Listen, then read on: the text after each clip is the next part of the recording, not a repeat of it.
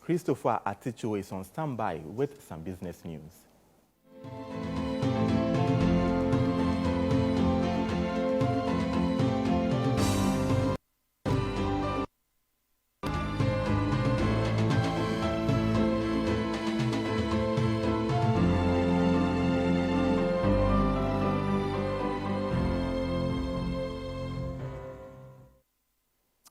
It's the 12th day of August 2021. Hello, good evening, and welcome to Business News right here on News. Mind you that we're live on DSTV channel 362, as well as Go TV channel 175, and also streaming live for you on Facebook at TV Africa GH. Now, let's settle for the details in the world of business and to our very first story. The Minister for Finance, Ken Ofori-Atta, has inaugurated the board for the Security and Exchange Commission. Now, the newly constituted board is in line with the Securities Industries Act 2016 Act 929 as amended.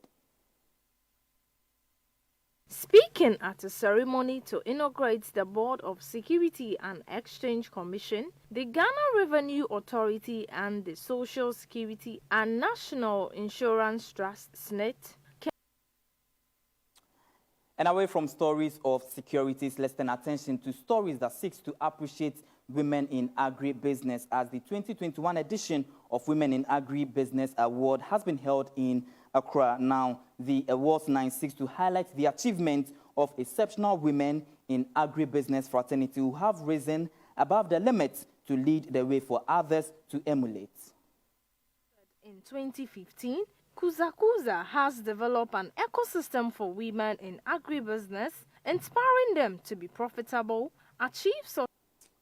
Right, so congratulatory messages going out to all the award-winning women in agriculture. Right then, so this is how we wrap up on business. But then before we take a leave of you, let's take a look at how the Ghana cedi performed on the interbank market today, as it so far maintained a stable price or recorded no price change against the US dollar to trade at 5 cedis 82 pesos, but also lost by a peso to trade at 6 cedis 83 pesos to the euros, and then appreciated by 3 pesos to trade at 8 cedis 7 pesos against the pounds sterling. Up next is the interbank market, as well as how the various commodities performed on the commodity markets.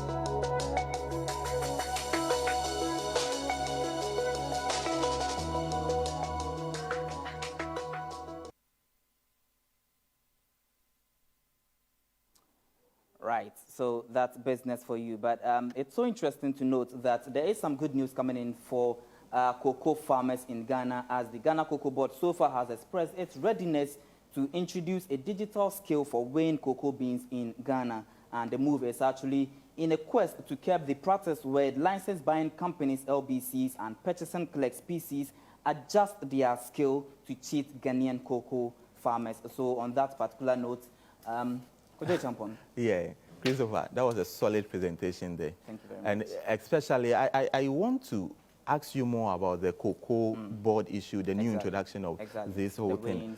Yes.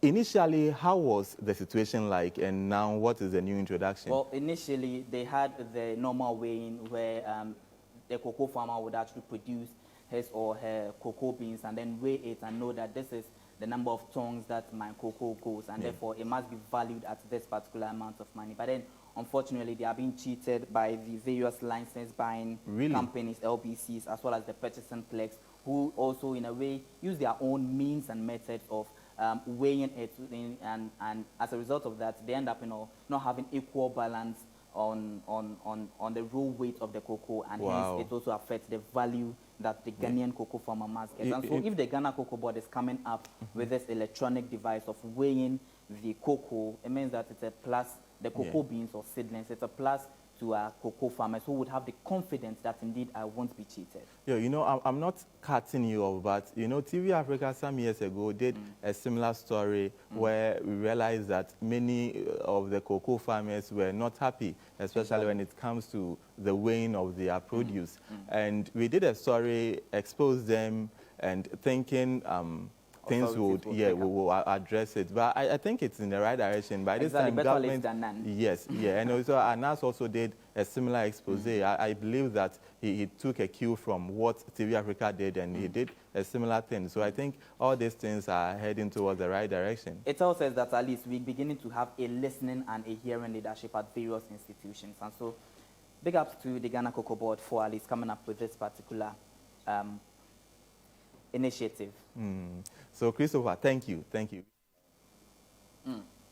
So there we go. Yeah, a very touching story. A good news, of course. But one major concern when I was just watching the clip, it's talking about technology, you trying to pump in new technology. And many of our cocoa farmers are in the hinterlands, the rural areas. Technology, how are we going to use technology in all these things? Well, of course, I think it also forms part of government digitization agenda.